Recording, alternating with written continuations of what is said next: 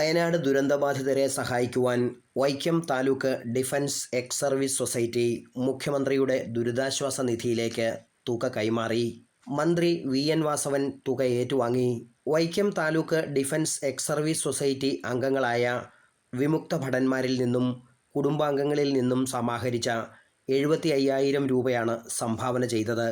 വി.കെ.എം. ഗ്രൂപ്പിൻ്റെ ഉടമസ്ഥതയിലുള്ള പുഴയോരം food court മുഖ്യമന്ത്രിയുടെ ദുരിതാശ്വാസ നിധിയിലേക്ക് നൽകിയ ഒരു മാസത്തെ വരുമാനമായ 21 ലക്ഷം രൂപ കൈമാറുന്ന ചടങ്ങിലായിരുന്നു ഡിഫൻസ് എക്സ് സർവീസ് സൊസൈറ്റി തങ്ങളുടെ സംഭാവന മന്ത്രി വി.എൻ. വാസവന് കൈമാറിയത്.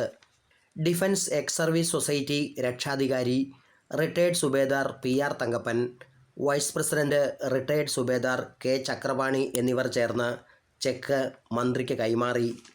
ദുരന്തബാധിത മേഖലകളിൽ രക്ഷാപ്രവർത്തനത്തിന് സൈന്യം പ്രകടിപ്പിക്കുന്ന പ്രതിബദ്ധതയ്ക്ക് തുല്യമായ മനസ്സോടെ പുനരധിവാസ പ്രവർത്തനങ്ങളിൽ പങ്കാളിയാകുന്ന Vaikom taluk defence ex service സൊസൈറ്റിയുടെ പ്രവർത്തനം മാതൃകാപരവും അഭിനന്ദനാർഹവുമാണെന്ന് മന്ത്രി വി.എൻ. വാസവൻ പറഞ്ഞു. എല്ലാം ചേർന്നിട്ടുണ്ട്. അവരുടെ പെൻഷൻ വിഹിതത്തിൽ ഒരു നല്ല ശതമാനം മാറ്റിവെച്ച് ഏതാണ്ടൊരു നല്ല തുക ഇപ്പോൾ CMDRF കൈമാറിയിരിക്കുന്നു.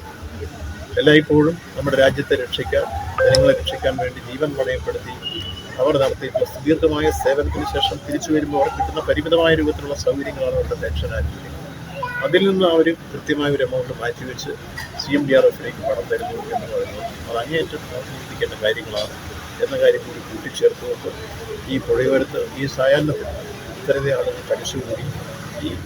രക്ഷാധികാരി retired Subedar P R. Thankappan, vice president retired Subedar K. Chakrapani, secretary retired corporal P. Muraleedharan, retired captain Sarasan, Raju Sagarika, Surendran, Somasekharan Nair, Vaikom taluk defence ex service society അംഗങ്ങളും കുടുംബാംഗങ്ങളും തുക കൈമാറുന്ന ചടങ്ങിൽ പങ്കെടുത്തു. Praveen Bhaskar, city voice, Vaikom.